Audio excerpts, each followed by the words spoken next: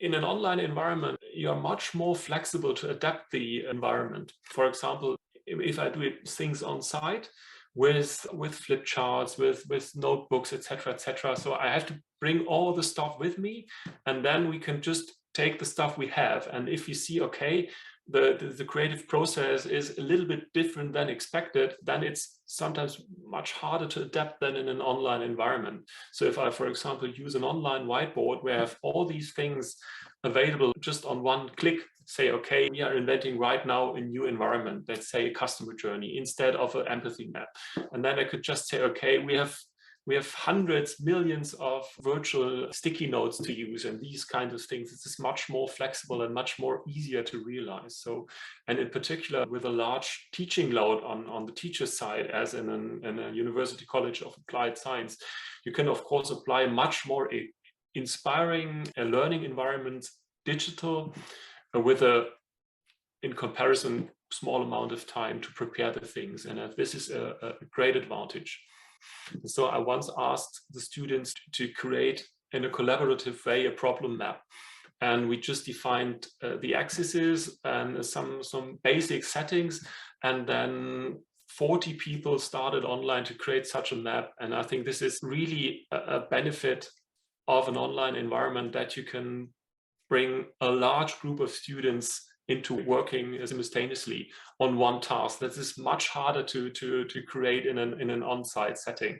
So these massive, not massive, but let's say quite large group is collaborating on one task with one tool with an immediate outcome and reactions on each other. That's a stunning thing. I think that's really cool.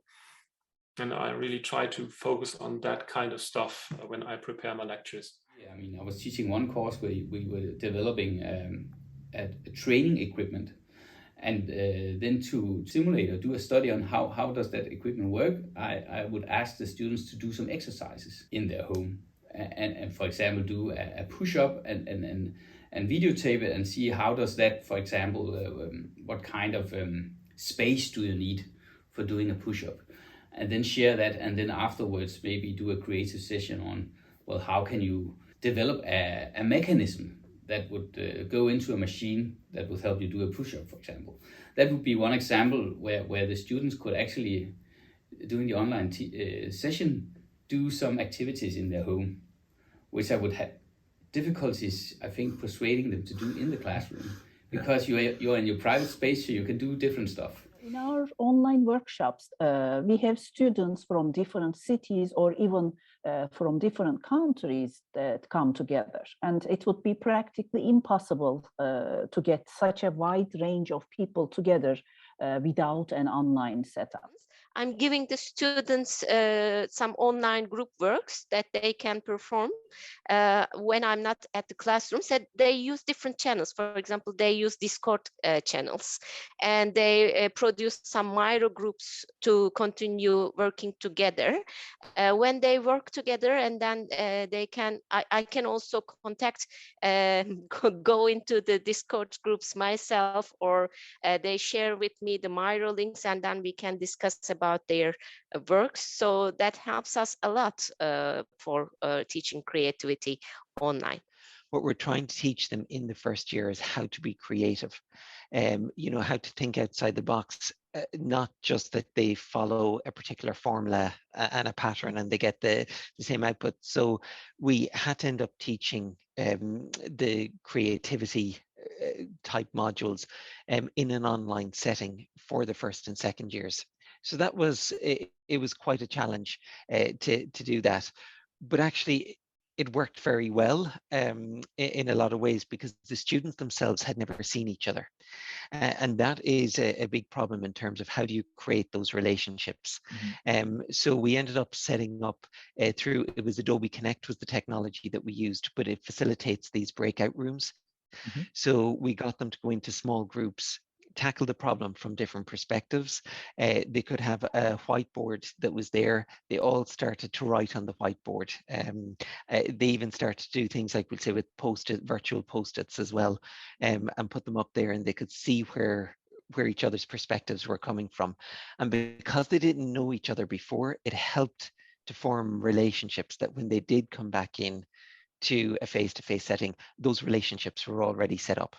They already knew each other in some form, and it helped them then to kind of work together to solve problems and to think outside the box as well, where they wouldn't have before.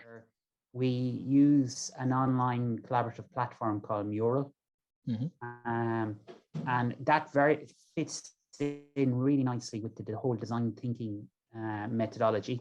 And we can embed videos and templates and all into each team and their site. So they get a huge amount of resources. So they can get resources from Stanford and resources from all around the globe in to help them with that and to kind of add to, I would give them the basics on a Wednesday workshop. But then if they want to dig into any aspect of what I said, there's a huge amount of resources there that just click on. And there's videos and all sorts. So again, we would not be able to do that in an in-person situation. They would have to go looking for resources, and you couldn't curate it as well by just saying, this is your team page, this is what we did in week 1, here are all the resources here to help you go to the next stage. So I think that was really useful for them. Ich könnte einen Fall nennen, das ist jetzt nicht Online-Lehre per se gewesen, aber das war im Einsatz von einem aktuellen EU-Projekt, wo ich Projektmitgestalterin bin, Cinema, und da haben wir Workshops durchgeführt, um konkrete Lösungen für ein Problem zu entwickeln, und haben hier Design Thinking Coachings gemacht, also auch einzelne Design Thinking Tools angewandt, und das fand ich überaus positiv, und da ist auch das quasi uns zugutekommen, was ich gerade beschrieben habe. Wir haben in kürzester Zeit wirklich Lösungen generiert. Die waren nicht perfekt, und ich will auch gar nicht sagen, dass der Workshop per se so perfekt gelaufen ist, aber wir sind auf jeden Fall überall zu einem Ergebnis gekommen. Wir haben vorher Ziele definiert, die wir erreicht haben, und das war sehr motivierend dann auch für die Teilnehmer.